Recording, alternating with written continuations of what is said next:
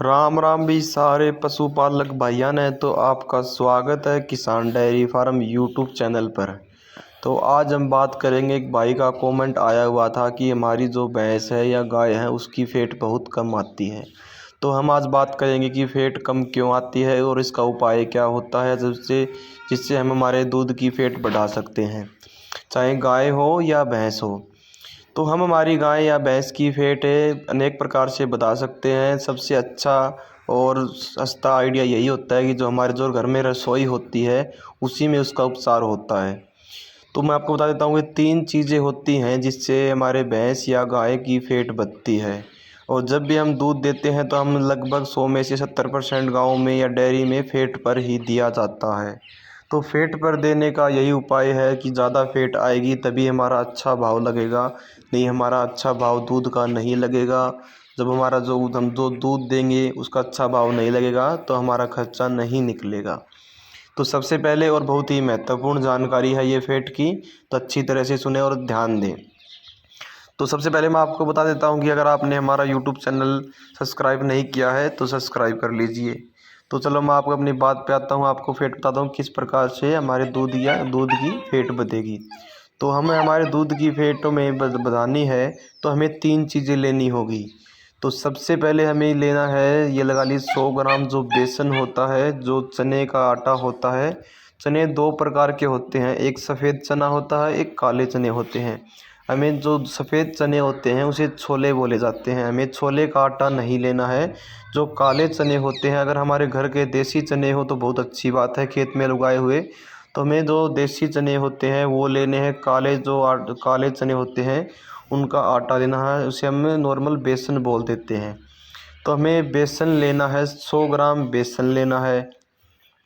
और उसके अंदर हमें एक चीज़ और मिलानी है, ये वो होता है 100 ग्राम बेसन ले लिया और उसके अंदर हमें 100 ग्राम सरसों का तेल मिलाना है, जो मस्टर्ड ऑयल बोलते हैं इंग्लिश में। वो हमें 100 ग्राम सरसों का उसके अंदर तेल मिलाना है और उसे अच्छी तरह हमें घोल लेंगे। और अच्छी तरह से उबालना नहीं है बिल्कुल भी, कई लोग होते हैं जो उबाल के देते हैं, उससे कोई फ़ायदा नहीं होता। जो उसमें जो संक्रमण होते हैं वो मर जाते हैं, उससे हमें वो ज़्यादा फ़ायदा नहीं होता है। तो हमें उसे अच्छी तरह घोल करके उसे हमें जो हमारी भैंसों को चाट डालते हैं, जो सूखा चारा डालते हैं उसके अंदर, जो चाट बोलते हैं हमें, उसे बाड़ा है जो तो बिनोए उबाल के देते हैं उसके अंदर अच्छी तरह से हमें मिलाना चाहिए। और जो एक तीसरी चीज़ जो मिलानी हैं है हमें, वो होता है जो एक सिर्फ आयो एक कहीं नींबू ही लेना है, ज़्यादा नींबू नहीं लेना है, क्योंकि नींबू इस टाइम पे गर्मी करेगा हमारे पशुओं को। और हमें एक ही नींबू लेना है। और एक नींबू हो गया, और 100 ग्राम जो बेसन होता है, बेसन का आटा हो गया, जो चने का आटा होता है जिसे बेसन बोलते हैं, 100 ग्राम चने हो गए और 100 ग्राम आटा हो गया। 100 ग्राम आटा होगा ये लगा लीजिए, और 100 ग्राम सरसों का तेल हो गया। और तीसरी चीज़ है जिसमें एक नींबू डाल सकते हैं हम, नींबू डालने से ये फ़ायदा भी होगा, जो हमारे पशु होते हैं उसके थनों में कोई दिक्कत है ये वो भी हमारी कोई प्रॉब्लम नहीं होगी, अच्छी होती है। उससे हमारी वो लेवटी में कोई दिक्कत हो, थनों में कोई दिक्कत हो, करडे हो, तो उसमें भी वो नींबू बहुत ज़्यादा फ़ायदा करेगा। तो तीनों चीज़ें मिला करके अच्छी तरह से नींबू को रस रस निकालना, ये नहीं कि सीधा नींबू डाल दें, ये उसका रस निकालना है। ये तीनों चीज़ें हमारे रसोई के अंदर आराम से मिल जाएगी। 100 ग्राम आटा, जो बेसन का, जो चने का, जो काले चने होते हैं उनका 100 ग्राम आटा लेना जिसे हम बेसन बोलते हैं। 100 ग्राम हाँ बेसन लेना है।